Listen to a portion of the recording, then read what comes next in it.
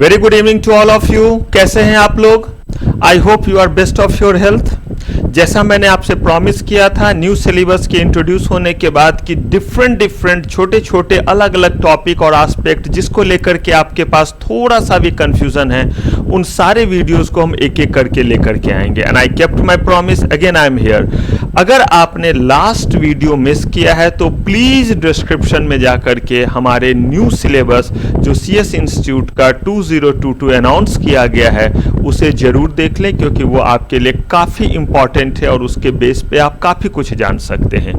आज जिस चीज के लिए हम लोग इकट्ठा हुए, जिस चीज पे आज हम बातचीत करेंगे वो ये है कि नए सिलेबस के इंट्रोड्यूस होने के बाद हमारे CS एग्जीक्यूटिव के बच्चों के बीच में काफी कंफ्यूजन है। बच्चे जो हैं काफी क्यूरियस हैं इस चीज को लेकर के कि हमारे ओल्ड कोर्स और न्यू कोर्स में क्या हमारे लिए बेहतर है, इस न्यू कोर्स में क्या है हमारे लिए, ये न्यू कोर्स हमारे लिए कब से जो है वो एप्लीकेबल हो रहा है, या कहिए तो न्यू कोर्स कब से हमारे लिए कंपल्सरली एप्लीकेबल हो जाएगा, ओल्ड कोर्स में हम कब तक जो है वो रह सकते हैं, कब हमें ओल्ड कोर्स से जबरदस्ती राजकीय सम्मान के साथ न्यू में शिफ्ट कर दिया जाएगा, जब हम न्यू कोर्स में आएंगे तो किन किन सब्जेक्ट का किस तरह से एग्जम्पशन मिलेगा, किस सब्जेक्ट के बदले में कौन से सब्जेक्ट का हमारे पास वेवर मिल जाएगा, कौन सा पेपर सब्जेक्टिव रहेगा, कौन सा पेपर ऑब्जेक्टिव रहेगा, क्या पहले से जो है वो पेपर कम किए गए हैं या एज इट इज है, कोर्स कंटेंट को किस तरह से मॉडिफाई किया गया है, क्या क्या एग्जैक्ट जो है वो चेंजेस आए हैं, क्या नए कोर्स में हमें CS एग्जीक्यूटिव के एग्जाम में बैठने से पहले कोई प्री एग्जाम जैसा चीज करना है या ऐसा कुछ भी नहीं करना है। अगर ये सारे आपके दिमाग के क्वेश्चन है तो राइट यहां पे ही आपके सारे के सारे जो है वो आंसर मिलेंगे और इस वीडियो के बाद आप इन सारे चीजों को जान जाएंगे CS एग्जीक्यूटिव के ओल्ड और न्यू कोर्स से रिलेटेड। तो इसलिए अगर आपने अभी तक हमारा चैनल सब्सक्राइब नहीं किया है तो please subscribe our channel and don't forget to press the bell icon to get the notification for all our new videos. आइए स्टार्ट करते हैं और सबसे पहले बात करते हैं कि CS एग्जीक्यूटिव का ये कोर्स आपके लिए कब से एप्लीकेबल हो रहा है।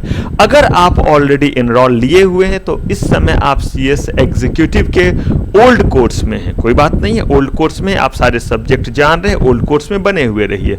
लेकिन अगर कोई बच्चा 1 फरवरी 2023 के बाद जो है वो कोई भी बच्चा इनरोलमेंट लेता है 2023 या उसके बाद इनरोलमेंट लेता है तो उसके पास कोई ऑप्शन नहीं है कि मैं ओल्ड में रहूं या न्यू में रहूं, उससे न्यू में ही इनरोलमेंट लेना पड़ेगा। लेकिन जो बच्चे 1 फरवरी 2023 से पहले इनरोलमेंट लिए हुए हैं उनके पास चॉइस है कि 1 फरवरी के बाद वो किसी भी दिन चाहे तो वॉलंटरली जो है वो न्यू कोर्स में अपने आप को शिफ्ट कर सकते हैं। लेकिन न्यू कोर्स के बच्चों के साथ ये चीज अवेलेबल नहीं है कि उन्होंने इनरोलमेंट न्यू में लिया और फिर ओल्ड में चले जाएंगे। हमारा जो न्यू कोर्स है इस न्यू कोर्स में पहला एग्जाम जो है वो दिसंबर 2023 में होगा। तो जिन बच्चों का इनरोलमेंट 1 फरवरी 2023 के बाद होगा उनका पहला एग्जाम जो है वो दिसंबर 2023 में होगा। अगर कोई बच्चा ओल्ड कोर्स में पहले से है और वो भी चाहता है कि इस पहले एग्जाम में जो न्यू कोर्स का होगा उसमें मैं भी अपियर हूं तो वो अपने आप को स्विच कर सकता है और किन किन सब्जेक्ट का किस तरह से वेवर मिलेगा ये मैं आपको लास्ट में बताऊंगा। अब अगली बातचीत हमारी है कि अगर हम ओल्ड कोर्स में हैं तो कब तक हम ओल्ड कोर्स में अपने बचे हुए चीजों को खत्म कर सकते हैं, क्योंकि हमने भाई पढ़ाई कर ली है, हमें बस रिवीजन करना है, थोड़ा बहुत मामला हमारा अटका हुआ है तो हमें जो है वो जबरदस्ती ना ठेलो किस कोर्स में भाई, न्यू कोर्स में। कब तक हम ओल्ड में बने रह सकते हैं? तो यहाँ ओल्ड कोर्स में आपका एग्जाम जो होगा वो जून 2024 तक होगा, यानी कि 2024 के जून तक आप एपियर हो सकते हैं। अगर जून 2024 के एग्जाम में आपने जो है वो किला फतह कर लिया, कोई बात नहीं है, अब आप प्रोफेशनल में पहुंच गए, वहां पे न्यू कोर्स आपका ऑलरेडी वेट कर रहा होगा।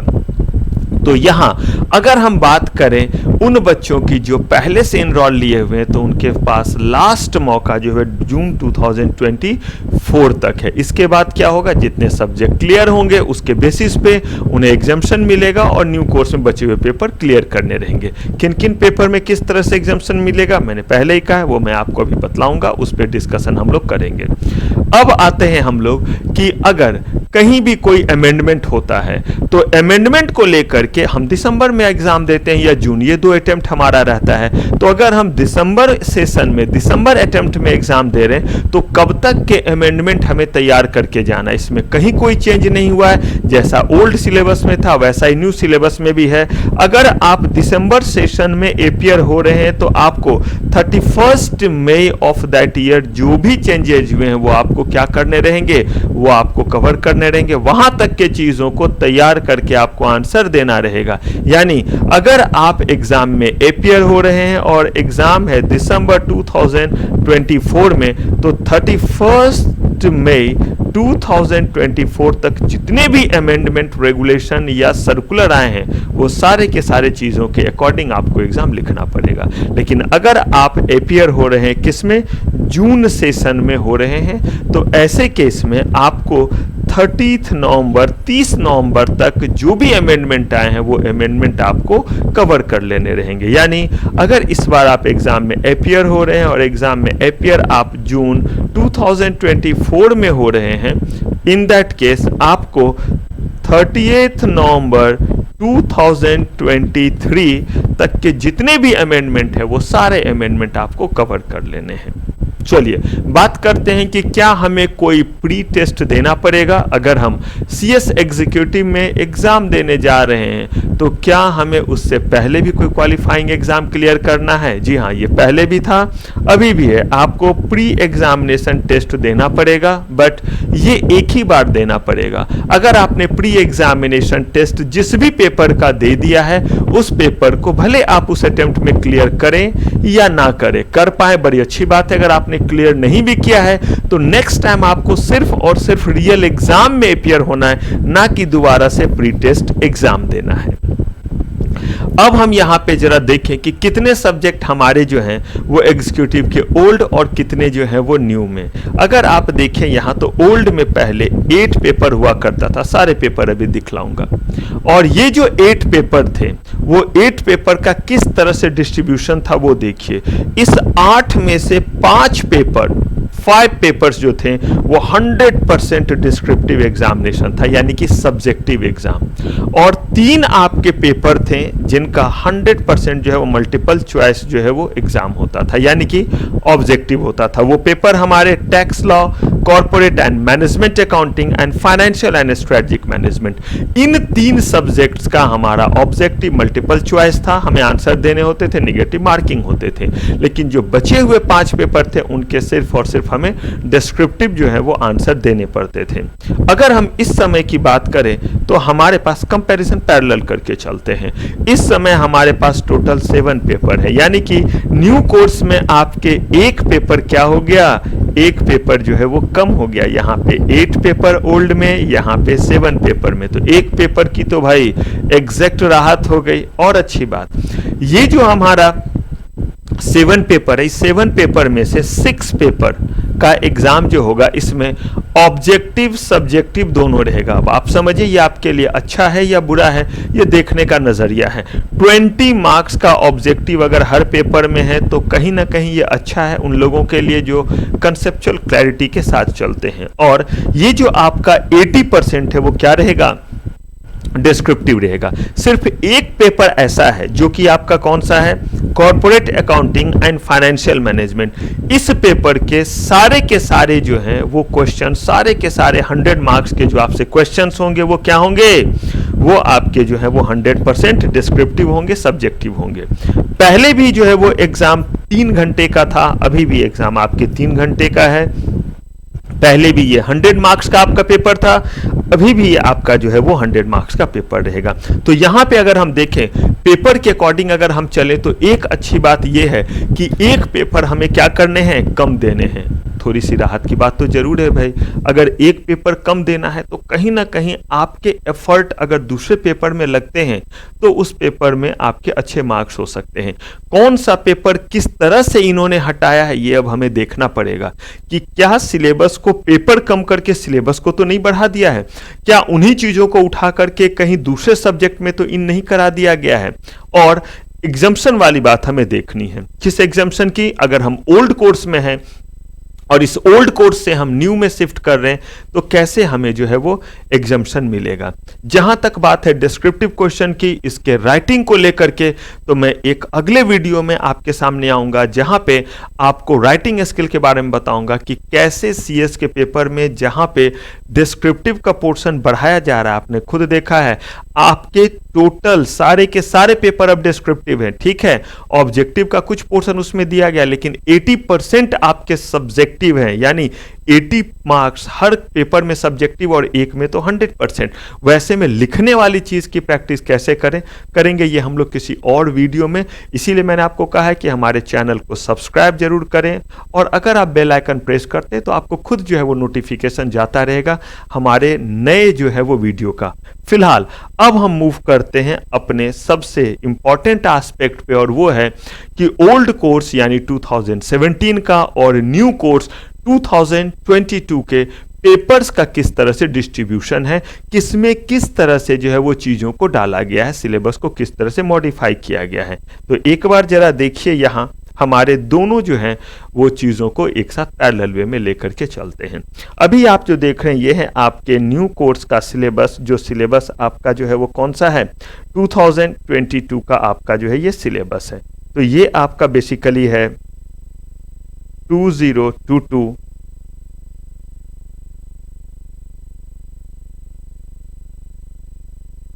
और ये आपका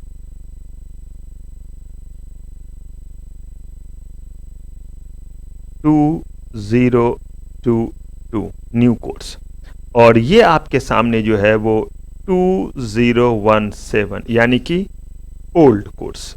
पैरेलल रखते हैं, चीज समझने में आसानी होगी हमें। ये हमारा न्यू। अब देखिए यहां पे group 1 group 2 as it is जैसे पहले हुआ करता था अभी भी ग्रुप 1 और ग्रुप 2 है, लेकिन अगर आप यहां न्यू कोर्स में देखते हैं तो आपके पास जो पेपर है वो 1 2 3 4 4 पेपर ग्रुप 1 में। अगर आप यहां देखें यहां भी 4 पेपर ग्रुप 1 में 1 2 3 4। तो यहां पे नंबर ऑफ पेपर में तो बॉस कोई चेंज नहीं है, एज इट इज ये पेपर हमारा क्या रह गया, बना हुआ रह गया। लेकिन अगर हम यहां पे ही बात करें ग्रुप 2 की तो यहां पे 1 2 3 4 अगेन 4 पेपर ओल्ड कोर्स में। लेकिन अगर हम यहां पे अब न्यू कोर्स में बात करें तो 1 2 3 यहाँ पे सिर्फ आपके जो है वो कितने 3। यहाँ पे आपको थोड़ी सी जो है वो रियायत मिल गई। जरा देखिए पेपर हटाया गया है, क्या किया गया है।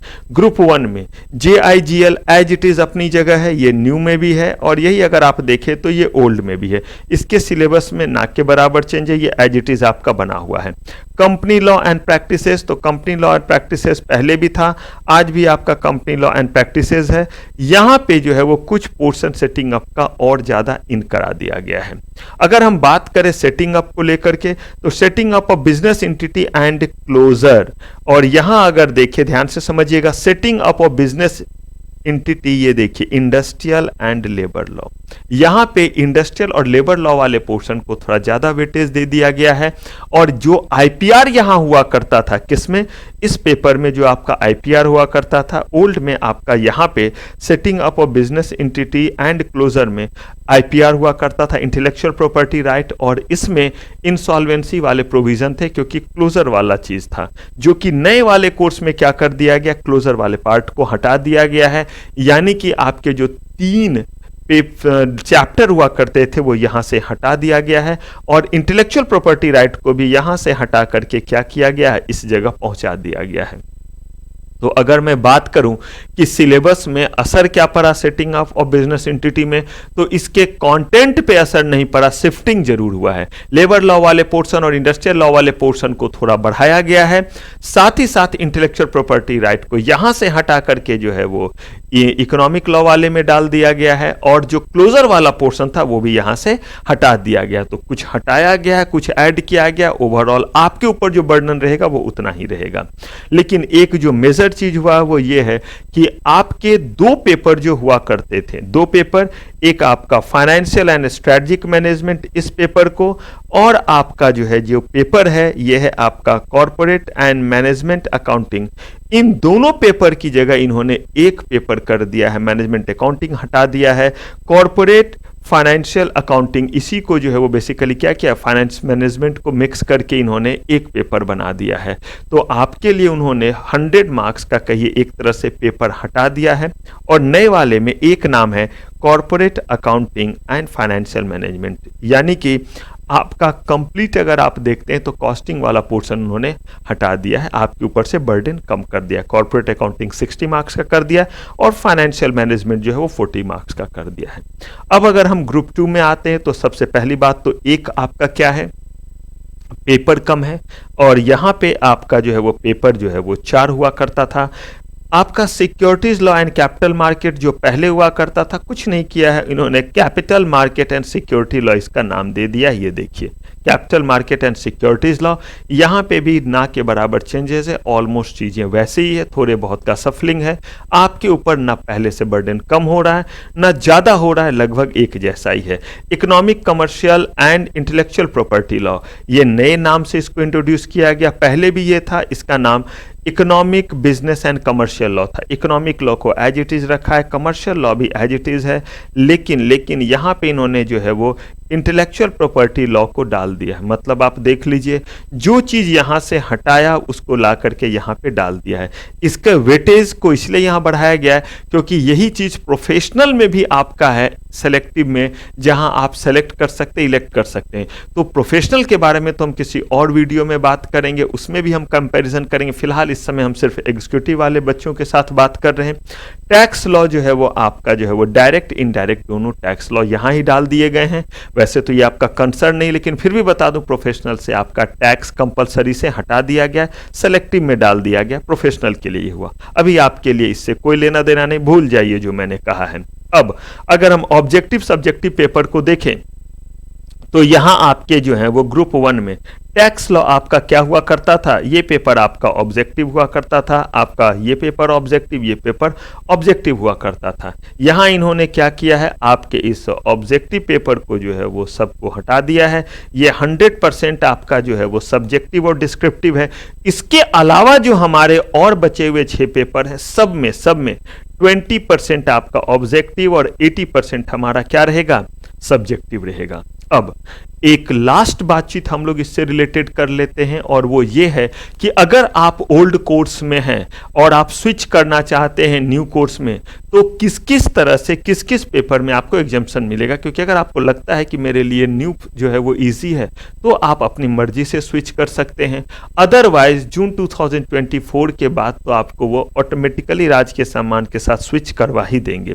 तो अगर हम यहाँ पे एग्जाम्पशन वाला पेपर देखें, ध्यान से देखिए, एग्जीक्यूटिव प्रोग्राम में आपका जो ओल्ड के अकॉर्डिंग जो हमारा एग्जिस्टिंग सिलेबस है 2017, इसके अकॉर्डिंग जो आपका JIGL है उसकी जगह JIGL है, तो यहां कहीं कोई चेंज नहीं है।